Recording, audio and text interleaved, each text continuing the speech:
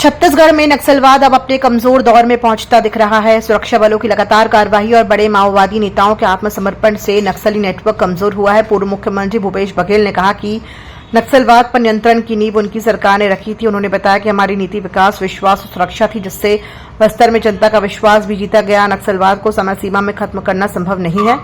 वहीं वर्तमान मुख्यमंत्री विष्णुदेव साय ने प्रतिक्रिया देते हुए कहा कि नक्सलवाद की कमर टूट चुकी है और पिछले 22 महीनों से सुरक्षा बल लगातार अभियान चला रहे हैं। उन्होंने आरोप लगाया कि कांग्रेस सरकार के कार्यकाल में सुरक्षा बलों को पर्याप्त सहयोग नहीं मिला। बिल्कुल कमर तो टूटी है, लेकिन पिछले 22 महीनों में जो हमारे जवान मुस्तैदी के साथ लड़ रहे हैं, उसका परिणाम है। जब हमने मुख्यमंत्री का दायित्व संभाला और दूसरे ही महीना माननीय हमारे देश के यशस्वी गृह मंत्री श्री अमित शाह जी आए और यहाँ पर बैठक किए, तो उस समय 70% से ज़्यादा नक्सलवाद छत्तीसगढ़ में ही बचा था।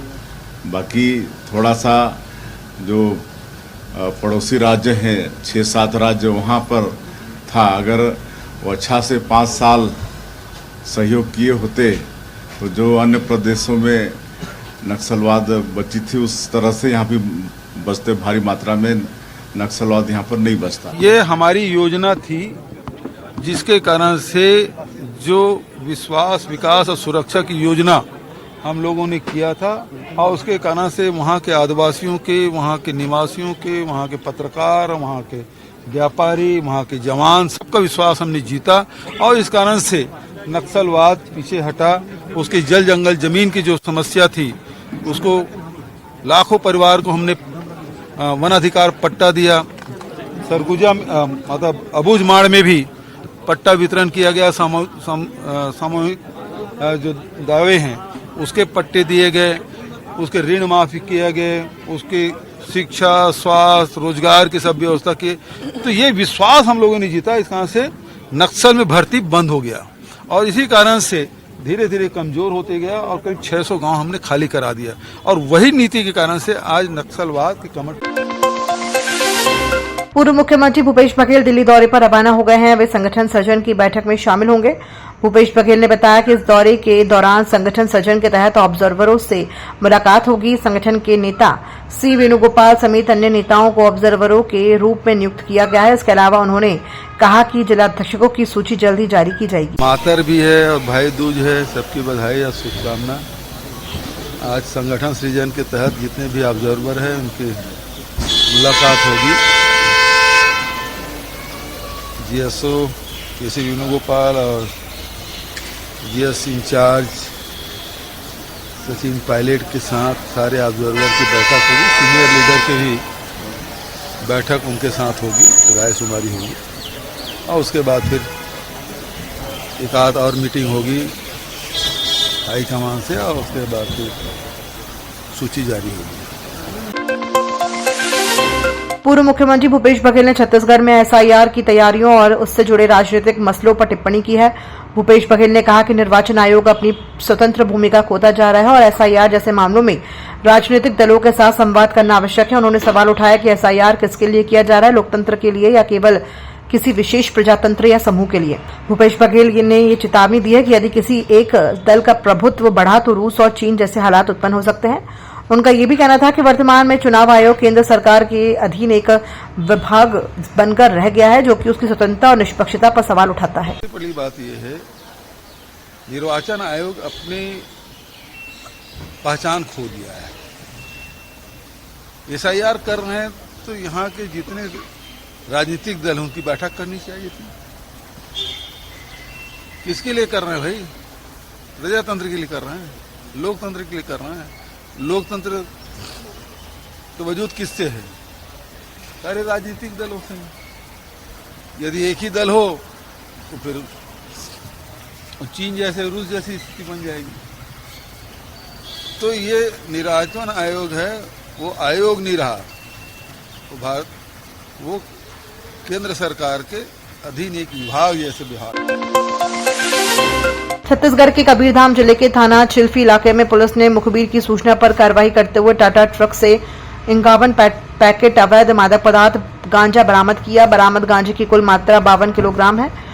पुलिस ने आरोपी सुहेल खान को गिरफ्तार किया है। वो हरनावदा गांव तहसील पिड़ावा जिला झालावाड़ राजस्थान का निवासी है। पुलिस ने मामले में आगे की जांच शुरू कर दी है और आरोपियों के खिलाफ अवैध मादक पदार्थ अधिनियम के तहत कार्रवाई की जा रही है। कबीरधाम पुलिस द्वारा लगातार मादक द्रव्यों के खिलाफ कार्रवाई की जा रही है। इसी तारतम्य में आज एक ट्रक से 52 किलो गांजा पकड़ा गया है और राजस्थान पासिंग ट्रक है, जिसे पुलिस द्वारा मौके पर पकड़ कर आरोपी को पकड़ा गया है। सुहेल खान नाम का व्यक्ति है, उड़ीसा से गांजा लेकर राजस्थान जा रहा था और इसके विरुद्ध एनडीपीएस एक्ट के तहत कार्रवाई की जा रही है और इसे गिरफ्तार कर लिया गया। छत्तीसगढ़ के डिप्टी मुख्यमंत्री अरुण साव ने राज्योत्सव की तैयारियों को लेकर जानकारी दी है। उन्होंने कहा कि इस वर्ष छत्तीसगढ़ निर्माण के 25 वर्ष पूरे हो रहे हैं, जो प्रदेश के लिए गर्व का अवसर है। अरुण साव ने बताया कि बीते 25 वर्षों में छत्तीसगढ़ का चहुमुखी विकास हुआ है। इस बार राज्योत्सव का आयोजन राजधानी में 5 दिनों तक और जिलों में 3 दिनों तक किया जाएगा। उन्होंने बताया कि राज्योत्सव का शुभारंभ प्रधानमंत्री नरेंद्र मोदी करेंगे। इस अवसर पर नए विधानसभा भवन और ट्राइबल म्यूजियम का लोकार्पण भी किया जाएगा। डिप्टी सीएम ने कहा कि बैठकों के माध्यम से आयोजन को और यादगार योजनाबद्ध बनाने पर कार्य किया जा रहा है। छत्तीसगढ़ का रजत जयंती वर्ष है। छत्तीसगढ़ के निर्माण को 25 साल पूरे होने वाले हैं। ये 25 साल उपलब्धियों भरा रहा है। आज छत्तीसगढ़ के लोगों के आम लोगों के जीवन में जो परिवर्तन और खुशहाली आई है, चहुमुखी विकास छत्तीसगढ़ का हुआ है और इसलिए यह जो रजत जयंती वर्ष है ये बहुत यादगार होने वाला है और इसलिए इस बार राज्योत्सव को व्यापक रूप से सरकार मना रही है। राज्य में 5 दिन का राज्योत्सव है और जिलों में 3 दिन का राज्योत्सव है। राज्योत्सव का शुभारंभ देश के प्रधानमंत्री माननीय नरेंद्र मोदी जी करने वाले हैं। अलग अलग कार्यक्रमों में वे शामिल होने वाले हैं। हमारे विधानसभा के नए भवन का लोकार्पण होने वाला है, ट्राइबल म्यूजियम का लोकार्पण होने वाला है, राज्योत्सव का शुभारंभ होने वाला है। तो निश्चित रूप से व्यापक रूप से इसकी तैयारियां चल रही है। लगातार बैठक बनाकर योजना बनाने का काम और राज्योत्सव को यादगार बनाने का ये अभियान हो रहा है। पूर्व मुख्यमंत्री भूपेश बघेल के एसआईआर और चुनाव आयोग से जुड़े बयान पर डिप्टी मुख्यमंत्री अरुण साव ने कड़ी प्रतिक्रिया दी है। अरुण साव ने कहा कि कांग्रेस के नेता हमेशा से देश के संविधान और संस्थाओं पर सवाल उठाते रहे हैं और भूपेश बघेल भी वही कर रहे हैं। उन्होंने कहा कि निर्वाचन आयोग के कामकाज पर किसी को क्या आपत्ति हो सकती है। जिनका नाम गलत तरीके से जुड़ा है उन्हें उसे हटाना कैसे गलत कहा जा सकता है। डिप्टी सीएम ने आगे कहा कि भूपेश बघेल चुनाव आयोग पर निराधार और बेबुनियाद आरोप लगा रहे हैं, जो लोकतांत्रिक संस्थाओं की गरिमा को ठेस पहुंचाता है। देखिए, कांग्रेस के नेता हमेशा से देश के संविधान, देश की संवैधानिक संस्था, देश की सेना पर सवाल उठाने का काम लगातार करते रहे हैं और भूपेश बघेल वही कर रहे हैं। चुनाव आयोग जैसी संस्था, ये इसमें किसी को क्या आपत्ति हो सकती है कि किसी भी मतदाता जिसका नाम मतदाता सूची में डाला जाए उसके सत्यता की जांच करना और जो गलत ढंग से मतदाता सूची में जिनके नाम जुड़े हैं उनको हटाना, ये कहां से गलत हो सकता है? आपकी सोच गलत है और इसलिए इस प्रकार से चुनाव आयोग पर निराधार और बेबुनियाद आरोप लगा रहे हैं।